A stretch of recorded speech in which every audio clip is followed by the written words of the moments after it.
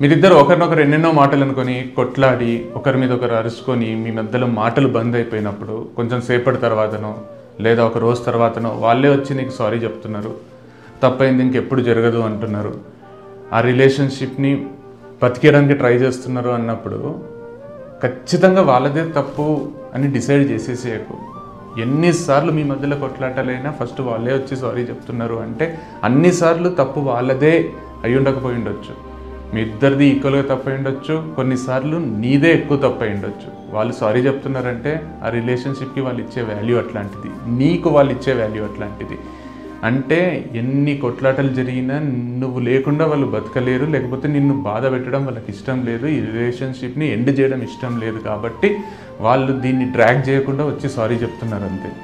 అంత మాత్రాన ఎన్నిసార్లు తప్పు చేస్తావు, ఎన్నిసార్లు సారీ చెప్తావు, ఎన్నిసార్లు క్షమించాలి అని నిలదీయకండి, అని వాళ్ళని ఇన్సల్ట్ చేయకండి.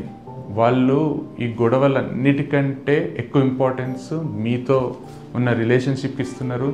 మీరిద్దరు కలిసి పంచుకున్న మంచి మూమెంట్స్ని గుర్తు తెచ్చుకొని మంచిని తలుచుకొని అవి మిస్ కావడం ఇష్టం లేక మిమ్మల్ని బాధపెట్టడం ఇష్టం లేక సారీ చెప్తున్నారు.